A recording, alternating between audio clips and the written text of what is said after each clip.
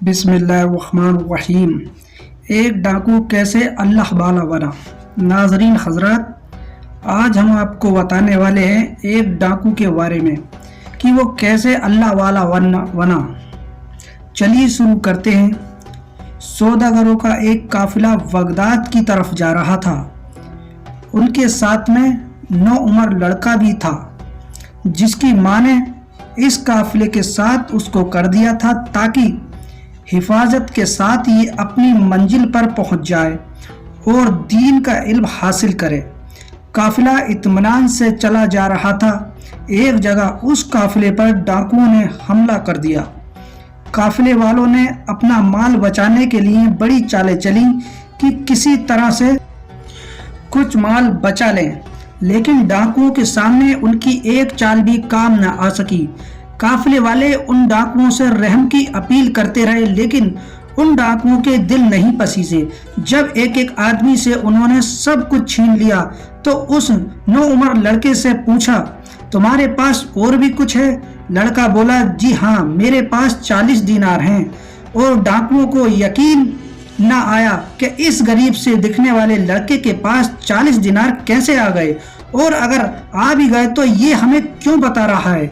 यही सोचते सोचते वो डाकू इस लड़के को अपने सरदार के पास ले गए। डाकू ने कहा, सरदार, ये लड़का कहता है कि मेरे पास 40 दीनार हैं। सरदार लड़के से बोला, क्या वाकई तुम्हारे पास 40 दीनार हैं? लड़का बोला, हाँ, मेरे पास 40 दीनार हैं।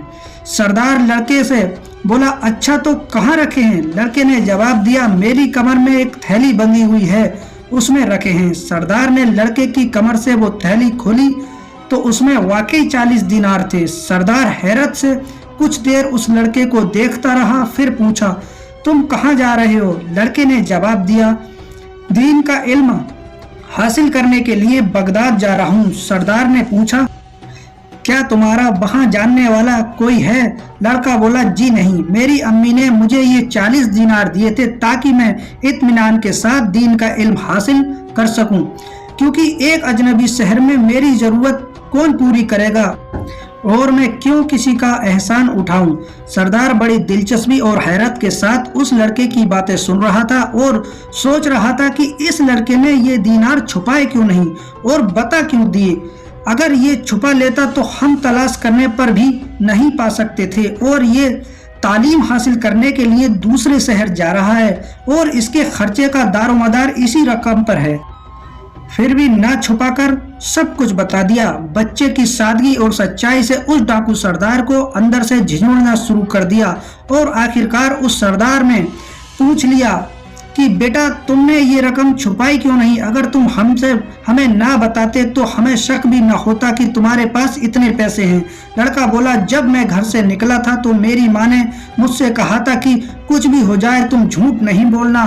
भला मैं अपनी माँ का हुक्म कैसे टाल सकता था? सरदार के अंदर का इंसान जाग गया और वह सोचने लगा कि ये छोटा सा लड़का अपनी माँ का ऐसा फर्माबरदार है। वो पैसे न होने की वजह से अपनी मुश्किलों को जानता है और अपना मुस्तकबिल तबाह होते देख रहा है, लेकिन माँ का हुक्म टालने को तैयार नहीं है। और मैं कितने अरसे से बराबर अपने रब के हुक्म को रोंद रहा हूँ। उसने लड़के को गले से लगा लिया और उसके साथ साथ सारे काफिले वालों का माल वापस कर दिया और खुदा के आगे सजदे में गिरकर गिड़गिड़ाना लगा और उसने सच्चे दिल से तौबा की तो खुदा की रहमत ने उसे अपनी आगोश में ले लिया। वो डाकू क्या बना?